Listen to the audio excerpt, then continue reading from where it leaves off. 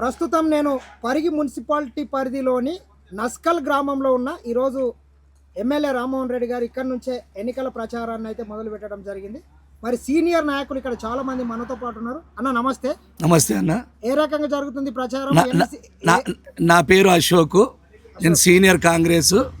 మరి కాంగ్రెస్ ఈరోజు మా పరిగి మున్సిపల్ పరిధి లోపల రామ్మోహన్ రెడ్డి గారి నాయకత్వంలో మొట్టమొదటిసారిగా ఈ నస్కల్ గ్రామ పంచాయతీ మరియు నజరాబాద్ మరియు సైద్ మల్కాపూర్, సుల్తాన్పూర్ ఇవన్నీ గ్రామ పంచాయతీలన్నీ పరిగి మున్సిపల్ పరిధిలో కలిసినాయి. కాబట్టి ముఖ్యంగా మా నాయకుని తరఫున మా తరఫున పరిగి మున్సిపల్ లిమిట్లో ఉన్నటువంటి ప్రజలందరికీ కూడా కాంగ్రెస్ పార్టీ తరఫున నమస్కారాలు. మరియు అదేవిధంగా పార్టీ తరఫున ప్రతి ఒక్కరికి కూడా ధన్యవాదాలు. ఏది ఏమైనప్పటికీ మా నాయకుడు రామ్మోహన్ రెడ్డి గారి యొక్క నాయకత్వం వల్ల, ఆశీర్వాదం వల్ల 18 మంది అభ్యర్థులను కాంగ్రెస్ పార్టీ తరఫున నిలబెట్టడం జరిగింది. దాంట్లో నస్కల్ 1వ వార్డు మొదటగా మా భార్య అయినటువంటి శోభారాణి గారికి 1వ వార్డు, అదే మా నస్కల్ గ్రామం లోపల 9వ వార్డు నుంచి ముడ్పూర్ లక్ష్మి గారిని, భర్త చంద్రయ్య గారి వారిని మరి ఎమ్మెల్యే గారి యొక్క ఆశీర్వాదం వల్ల మరి పార్టీ యొక్క ఆదేశానుసారం సీనియర్ నాయకుల మాకు ఈ యొక్క సీట్లు కేటాయించడం జరిగింది. మరి దాంట్లో భాగంగా ఈరోజు మొట్టమొదటిగా మా గ్రామం నుంచే ప్రచారం ప్రారంభించడం జరిగింది. ముందుగా వచ్చి మా గ్రామంలో మరి ప్రభుత్వం చేసినటువంటి సంక్షేమం గురించి, అభివృద్ధి గురించి ఈ యొక్క ప్రచారంలో చెప్పడం జరిగింది. ఏది ఏమైనప్పటికీ 18 సీట్లు కైవసం చేసుకునేటటువంటి తత్వం కలిగినటువంటి మా నాయకుని నాయకత్వంలో కాంగ్రెస్ పార్టీ ఘన విజయం సాధిస్తుందని చెప్పి ఈ సందర్భంగా మీతో చెప్తున్నాం. అడుగు మళ్ళీ. ఇంతమంది ఉండగా మీ పార్టీకే ఓటు వేయాలి, ఎందుకు వేయాలి అంటే ఏం చెప్తావు? కాంగ్రెస్ పార్టీకే ఓటు ఎందుకు వేయాలి అంటే? కాంగ్రెస్ పార్టీ అంటేనే ప్రజల పార్టీ. స్వాతంత్రం నాటి నుంచి నేటి వరకు కూడా కాంగ్రెస్ పార్టీ బీదల వెంబడి ఉన్నది. కాబట్టి ఏదైతే స్వాతంత్ర పార్టీలు మధ్యలో ఏర్పడ్డప్పుడు ప్రజలందరూ కూడా ఆకర్షితులైనా మరీ తిరిగి 100 సంవత్సరాలైనటువంటి కాంగ్రెస్ పార్టీ దేశంలో ఉన్నటువంటి ప్రతి బీద వ్యక్తి నుంచే చిన్నగా నా యొక్క అనుభవం పోంటి నేను చెప్తాను. ఎందుకంటే మా కుటుంబ నేపథ్యం కూడా కాంగ్రెస్ పార్టీ నుంచి వచ్చినటువంటి వ్యక్తిగా నా యొక్క అనుభవపూర్వకంగా నేను చెప్పేది ఏంటంటే, కాంగ్రెస్ పార్టీ అంటే ఒక సామాన్యునికి, చిన్న జనాల కానీ అన్ని వర్గాలను తీసుకొని పోయి అందరిని గురించి ఆలోచన చేసేటటువంటి కాంగ్రెస్ పార్టీ. ఎందుకంటే కాంగ్రెస్ పార్టీకి ఉదాహరణకు చిన్నగా చెప్పాలంటే నా యొక్క అనుభవం, తెలివి లేనివాడు తెలివి ఉన్నంతసేపు తెలివిగా బతకగలుగుతాడు. కానీ తెలివి లేని వాని గురించి ఆలోచన చేసి తెలివి ఉన్నోని ద్వారా తెలివి లేనోనికి సేవ చేసే తత్వం కలిగినటువంటి కాంగ్రెస్ పార్టీ విధానంలో అందరినీ తీసుకుపోయే తత్వం ఒక కాంగ్రెస్ పార్టీకే ఉన్నది. కాబట్టి కాంగ్రెస్ పార్టీకి సిద్ధాంతాలను కట్టుబడినటువంటి కుటుంబం నుంచి నా అనుభవపూర్వకంగా కాంగ్రెస్ పార్టీ ఏందో అనే దాని మీద నేను చెప్తున్నాను. ఎందుకు వేయాలి కాంగ్రెస్ పార్టీ అంటే, మనకు స్వాతంత్రం దొరికిన నాటి నుంచి నేటి వరకు కూడా ఏ కార్యక్రమం తీసుకున్నా పెద్ద ప్రాజెక్టులు కానీ, ఆనాడు మనకు భారతదేశంలో సూది కూడా తయారు కాకుంటుండే. అటువంటి సమయంలో మన ఏదైతే ప్రణాళికల బద్ధంగా అప్పుడు ఉన్నటువంటి పెద్ద ప్రాజెక్టులు కానీ, ఇండస్ట్రియల్ కానీ, విద్యాపరంగా కానీ, వైద్యపరంగా కానీ ఒక సిద్ధాంతం 20 సూత్రాల పథకంలో ఇందిరాగాంధీ యొక్క సూత్రాల్లో రోటీ, కపడా ఔర్ మకాన్ అంటే కూడు, గూడు, బట్ట ముఖ్యంగా కావాల్సింది జనానికి. ఆనాడు ఉన్నటువంటి పరిస్థితుల్లో మన స్వాతంత్రం వచ్చిందా ఆ పద్ధతులను యొక్క కాంగ్రెస్ పార్టీ కట్టుబడి, కాంగ్రెస్ పార్టీ కష్టకాలంలో ఉన్నప్పుడు కూడా ఎవరో ఒకరు నాయకులు ఇంత గతం లోపల రాజశేఖర రెడ్డి గారు వచ్చారు. ప్రస్తుత పరిస్థితుల్లో మనకు ఉన్నటువంటి రేవంత్ రెడ్డి గారు వచ్చారు. కాంగ్రెస్ పార్టీని ధీటైన శక్తిగా ముందుకు తీసుకున్నటువంటి నాయకత్వం వల్ల కాంగ్రెస్ పార్టీకి ఎక్కడ కూడా లోటు లేదు. ఎందుకంటే కాంగ్రెస్ పార్టీ నడిపించే వ్యక్తులలో కాంగ్రెస్ పార్టీ యొక్క విధానాలు అవలంబించే కేటీఆర్ గెలుస్తాడు అనేది అంటే డబ్బుల ఆశ తప్ప. కానీ ప్రభుత్వం ఉన్నది కాంగ్రెస్. గెలిచి ఏం చేస్తాడు? వాళ్ళ పని అయిపోయింది. ఎందుకంటే కవితనే వాళ్ళ గురించి చెప్తున్నది. కుటుంబంలో ఉన్నటువంటి కవితనే వాళ్ళ ఇంట్లో జరుగుతున్నటువంటి అవినీతుల మీద చెప్తున్నది. ప్రజలు ఎవరు నమ్ముతారు? ఇంకా కేటీఆర్ అంటే ఇంకెక్కడి కేటీఆర్, ఇంకెక్కడి కేసీఆర్?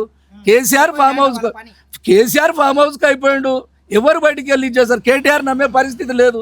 కేటీఆర్కు ఇక్కడ ఉన్నటువంటి తెలంగాణ ప్రాంతం గురించి ఏదో స్పీచ్లో ఆయన ఇంగ్లీష్లో మాట్లాడితే కాదు, మన నాయకుడు కూడా రేవంత్ రెడ్డి గారు ఈ మధ్యన పోయి అమెరికా పోయి ఆయన కూడా డిగ్రీ సర్టిఫికేట్ కాదు, ఎందుకంటే ఒక హోదాగా తనకు ఏమన్నారంటే ఏం రానుడు ఇది అన్నాడు. కానీ బక్కోడు కాదు, పెద్ద పులిగా. ఎందుకంటే ఆ రోజే చెప్పినాం రేవంత్ రెడ్డి గారు వస్తున్నాడు, ఎందుకంటే వారి యొక్క ఆలోచన విధానము ఏదైతే కాంగ్రెస్ సిద్ధాంతాలను తీసుకొని పోతున్నాడో జనం అందరూ కూడా వారు ఎంబడి పడి కాంగ్రెస్ పార్టీకి అండగా ఉన్నందుకు ఆయన ముందుకు పోతున్నాడు అని చెప్పి నా యొక్క అభిప్రాయం. ఖచ్చితంగా జెండా భారీ మెజార్టీతోనే గెలిపిస్తామంటాం. మా యొక్క నాయకత్వంలో అందరి యొక్క ఐకమత్యంతో, అందరి సహకారంతో ప్రస్తుతం ఈ ప్రభుత్వం యొక్క 2 సంవత్సరాల్లో చేసినటువంటి సంక్షేమము, అభివృద్ధి అన్ని ప్రజలకు తీసుకెళ్ళి గతంలో చేసినటువంటి కాంగ్రెస్ పార్టీ యొక్క విధానాలను అన్ని ప్రజల్లో తీసుకెళ్ళి మేము ఒక అందరి సహకారంతో కాంగ్రెస్ పార్టీని గెలిపిస్తాము ఐకమత్యంతో అని చెప్పి నా యొక్క నమ్మకం. అన్న చెప్పండి, ఏ రకంగా నడుస్తుంది ఎన్నికల ప్రచారం? ఎన్నికల ప్రచారం ఈరోజే మొదటి రోజు మా డైనామిక్ హీరో రామ్మోహన్ రెడ్డి గారి నాయకత్వంలో నస్కల్ మొదటి వార్డు 9వ రెండింటిలో ప్రచారం ఈరోజు ముమ్మరంగా జరిగింది. నస్కల్ గ్రామ ప్రజలు అందరూ సామూహికంగా రామ్మోహన్ రెడ్డి గారు చేసినటువంటి అభివృద్ధి పనులను చూసి, నస్కల్కు రామ్మోహన్ రెడ్డి గారు గెలిచినప్పటి నుంచి ఇంతవరకు పలు అభివృద్ధి కార్యక్రమాలు చేసిండు. ఇప్పటి వరకు ఒక సీసీ రోడ్లు వేయడం కానీ, నస్కల్ నుంచి మళ్ళీ బస్సెడిపల్లి వరకు ఒక రోడ్డు కానీ, పొలాలకు కానీ ఆ ఊరికి కూడా పోవడానికి మనకు ఔటర్ రింగ్ రోడ్కు టచ్ అవుతుంది. ఈ రోడ్డు నుంచి పరిగి కానీ అటు ఇటు తిరగకుండా కొంచెం తక్కువ దూరంతో మనం వెళ్ళడానికి ఈజీగా ఉంటుంది. ఒకటి పెద్ద ఐటీఐ కాలేజ్ నస్కల్లో స్టార్ట్ చేయడం అనేది మామూలు విషయం కాదు.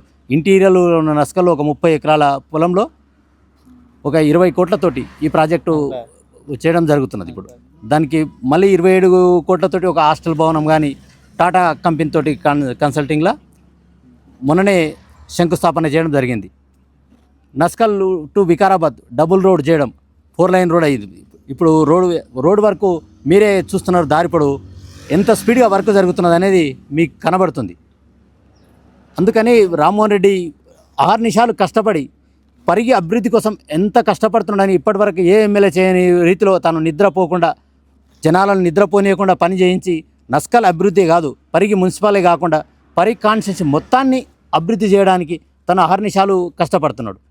కనుక జనాలు కాంగ్రెస్ పార్టీకి ఓటేసి గెలిపిస్తారని మేము ఆశిస్తున్నాం.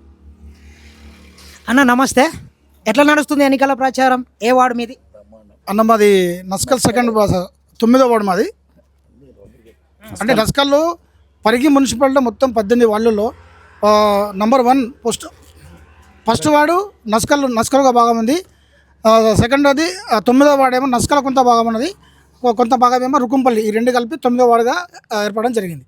అది ఈ 2 వార్డులు కలిపి మాకు అంటే నేను ఇంతకుముందు ఈ పార్టీకి ఎందుకు ఓట్లు వేయాలి, ఈ జనాలు ఎందుకు గెలిపియాలి అనేటువంటి అంశం బయటకు వచ్చినప్పుడు ఏమైందంటే మా నస్కల్ గ్రామానికి 9వ వార్డు 1వ వార్డు దానికి సుమారుగా 6 కోట్ల రూపాయలు మేము అడగంగానే 6 కోట్ల రూపాయలు శాంక్షన్ చేసి శిలాపలకం వేయడం జరిగింది మా సార్ రామరెడ్డి సార్, గౌరవనీయులు పెద్దలు రామరెడ్డి సార్ గారు. ఎందుకంటే అండర్ గ్రౌండ్ డ్రైనేజీ ఒకటి, తర్వాత సీసీ రోడ్లు, తర్వాత మాకు ఒకటి కాలువ ఉంది, పాటు కాలువ ఊళ్ళ నుంచి.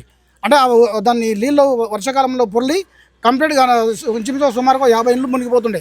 అంటే దాని విషయంలో మేము చాలాసార్లు సార్ రిక్వెస్ట్ చేస్తే ఏమైందంటే మీకు 100% మీకు ఆమె ఎస్సీ కాలనీ మునగకుండా చేసే బాధ్యత నాదని చెప్పేసాడు. ఆ అన్న మాట ప్రకారంగా మాకు 8 కోట్ల రూపాయలు, 8 కోట్ల సుమారుగా, అంటే 8 కోట్ల రూపాయల పన్ను మాకు ఈ గత 10 సంవత్సరాల కాలంలో మేము ఎప్పుడు అంతవరకు చూలేము.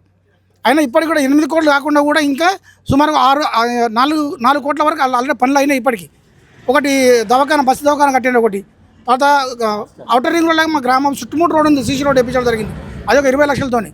బస్సు దవాఖాన అయింది. తర్వాత హాస్టల్ వరకు నడుస్తుంది. 47 కోట్లతోని ఏటీసీ సెంటర్ ఏర్పాటు చేసిన మా దగ్గర. పోయిన నెలలో మంత్రి వివేక్ వెంకటస్వామి గారు తీసుకొచ్చి ఆయన చీరల ద్వారానే ఒక 47 కోట్లతోని ATC centre, advance technology centre అని చెప్పేసి ఏర్పాటు చేయడం జరిగింది. అంటే ఇంకోటి మా గ్రామంలో చేనులకోయే బాట, కనీసం మనుషులు నడిచిపోకుండా ఉన్నటువంటి బాటను ఈరోజు మేము అడిగిన తడుగా తన సొంత నిధులు పెట్టి కానీ 3 కిలోమీటర్లు ఇంచుమించు 3 కిలోమీటర్ల బాటను ఈరోజు మనకు చక్కగా చూస్తే మా సేన కనిపి 3 కిలోమీటర్ల చేనులు కనిపిస్తున్నాయి. అంత నీట్గా చేసిండు. కానీ ఇన్ని రకాల పనులు చేసినందుకు మేము మా ప్రజలని ఇంటిని తిరిగి ప్రచారం చేసి ఇంటిని తిరిగి ఖచ్చితంగా గడిగి మేము చేసిన పనులు చెప్పుకుంటాం.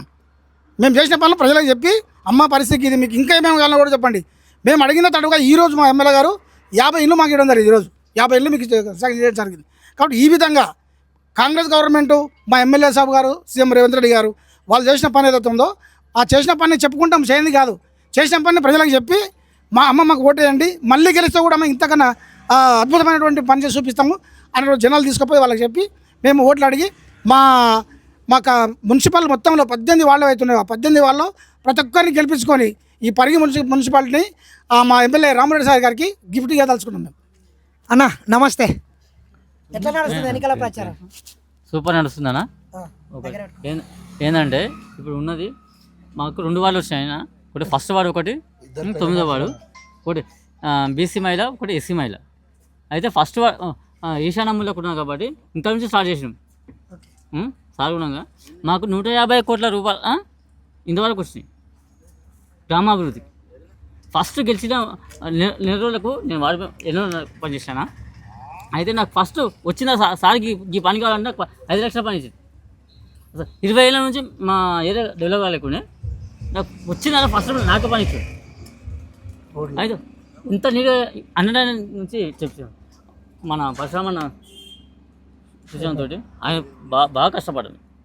మేము ఎన్నో పనిచేసి నా బూత్ నుంచి 180 లీడ్ ఇచ్చి ఇప్పుడు అశోక నంబర్ రాణ్యకట్ట అని చెప్పి అందరు ముద్దు పేరు రాణ్యకట్టారు. శుభారాయణ అంటే కొంతమంది తెలియదు.